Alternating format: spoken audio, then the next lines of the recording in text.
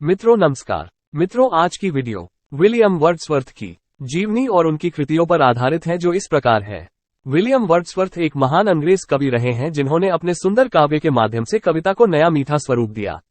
उनकी जीवनी में हमें एक लड़के का कठिन परिवार, शिक्षा के महत्व की अवधारणा, युवाओं के लिए एक मार्गदर्शक और कविता के विषय में उनके विशिष्ट दृष्टिकोण का परिचय मिलता है।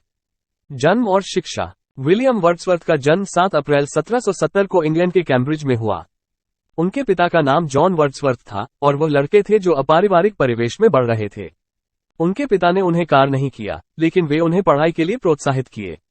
उन्होंने 1791 में कैम्ब्रिज यूनिवर्सिटी में प्रवेश पाया और इतिहास और चित्रकला में पढ़ाई की।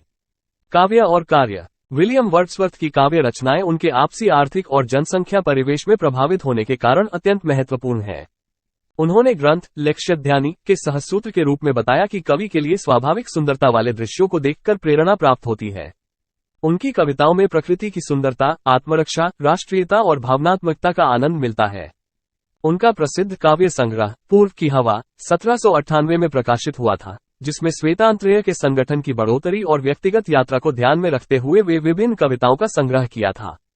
विलियम वर्ड्सवर्थ एक अद्वितीय कवि और लेखक थे जिन्होंने अपने समय के माध्यम से काव्य को नई ऊंचाइयों तक ले जाया।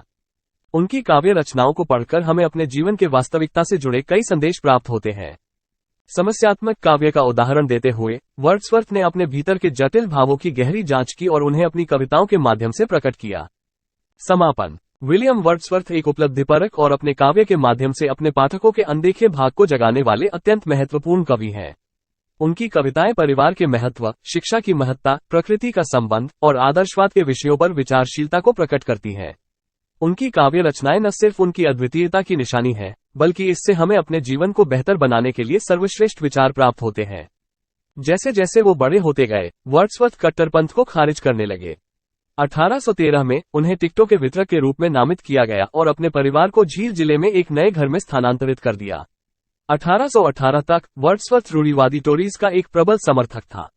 हालांकि वर्ड्सवर्थ ने कविता का उत्पादन जारी रखा जिसमें चल रहे काम भी शामिल थे, जिन्होंने 1812 में उनके 2 बच्चों की मृत्यु पर शोक व्यक्त किया था। वो 1798 और 1808 के बीच रचनात्मकता के एक क्षेत्र में जिसने एक प्रशंसित साहित्यकार के रूप में अपनी प्रतिष्ठा को मजबूत किया। 1843 में वर्ड्सवर्थ इंग्लैंड के कवि पुरस्कार विजेता बने, एक ऐसा पद जो उन्होंने अपने जीवन के शेष समय के लिए धारण किया। 80 वर्ष की आयु में 23 अप्रैल 1850 को इंग्लैंड के वेस्टमलैंड के राइडल माउंट में अपने घर पर उनकी मृत्यु हो गई।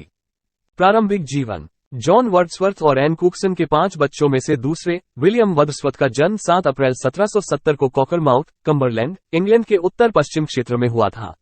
उनके पिता जेम्स लॉथर अर्ल ऑफ लोन्सडेल के कानूनी प्रतिनिधि थे और अपने संपर्क से छोटे शहर के बड़े मकान में रहते थे।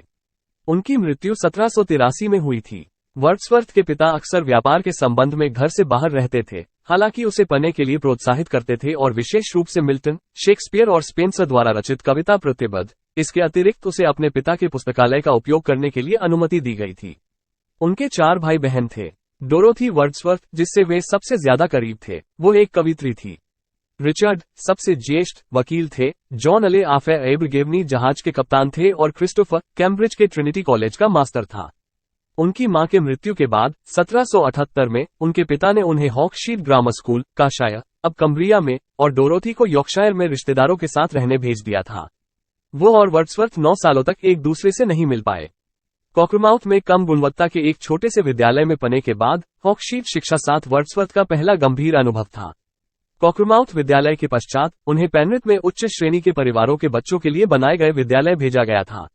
वर्ड्सवर्थ ने एक लेखक के रूप में अपनी शुरुआत 1787 में किया जब यूरोपीय पत्रिका में उनकी कविता प्रकाशित हुई। उसी वर्ष वो सेंट जॉन्स कॉलेज, कैम्ब्रिज जाने लगे और 1791 में उन्हें BA की डिग्री प्राप्त हुई। पहले 2 साल की गर्मियों की छुट्टियों के लिए वे हॉकशीट लौट आते थे और अक्सर अपने परिदृश्य की सुंदरता के लिए प्रसिद्ध स्थानों पर जाकर पर्यटन चलकर अपनी छुट्टियां बिताते थे। 1790 में उन्होंने यूरोप की एक पैदल यात्रा किया, फिर विस्तृत रूप में आल्प्स की यात्रा की, फ्रांस, स्विट्जरलैंड और इटली के आसपास के इलाकों की यात्रा की। पहला प्रकाशन और गीतात्मक गाथा गीत। सन 1793 में वर्ड्सवर्थ द्वारा लिखी गई कविता संग्रह एन इवनिंग वॉक और डिस्क्रिप्टिव स्केचेस पहली बार कैलवेटे से उन्हें 900 विरासत में मिला ताकि वे लेखक बनने का लक्ष्य पूरा कर सकें। उस वर्ष समरसेट में उनकी मुलाकात सैम्यूल टेलर कॉलरिज से हुई। वे दोनों जल्दी एक करीबी दोस्त बन गए। 1797 में वर्ड्सवर्थ और उनकी बहन डोरोथी बस कुछ ही मील दूर नीचे का स्टोवी में कोलेरिज के घर से अल्फॉक्सटन हाउस, समरसेट में स्थानांतरण किया। साथ में वर्ड्सवर्थ और डोरोथी से अंतर्दृष्टि के साथ कोलेरिज गीतात्मक गाथागीत 1798 अंग्रेजी प्रेमपूर्ण आंदोलन में एक महत्वपूर्ण काम का उत्पादन किया।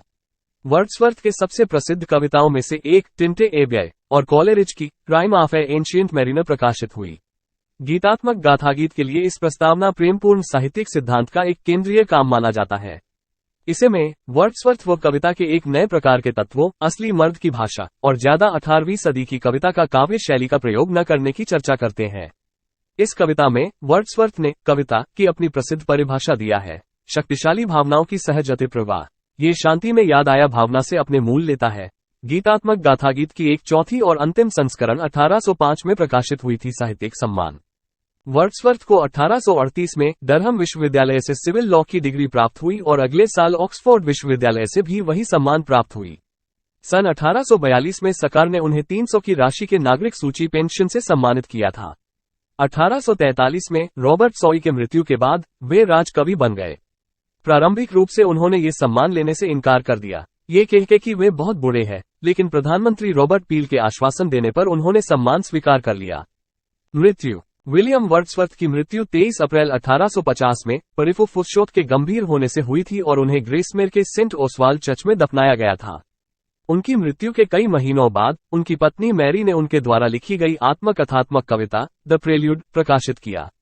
1850 में ये कविता रुचि जगाने में विफल रहा, हालांकि अब ये कविता उनकी सर्वोत्कृष्ट रचना मानी जाती है। प्रमुख रचनाएं। Simon Lee, we are 7 lines written in early spring, lines composed a few miles above Tintern Abbey. गीतात्मक गाथागीत की प्रस्तावना। Ode to duty 1807। The solitary reaper, London 1802। The world is too much with us, my heart leaps up, daffodils, I wandered lonely as a child. The prelude, guide to the lakes 1810। इनकी चर्चित रचनाओं में से lyrical ballads भी है, जिसमें गद्य और पद्य की भाषा तथा गद्य और बोलचाल की भाषा में के बारे में लिखा है।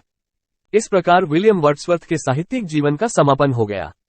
मित्रों, इस वीडियो को देखने के लिए आपने अपना बहुमूल्य समय निकाला, इसके लिए आपका बहुत बहुत धन्यवाद। मित्रों, यदि यह वीडियो आपको पसंद आता है तो इसको लाइक करें, अपने मित्रों में शेयर करें और यदि आपको इस वीडियो से कोई लाभ मिलता है तो ऐसे ही वीडियो पाने के लिए इस चैनल को सब्सक्राइब करें। Thank you once again.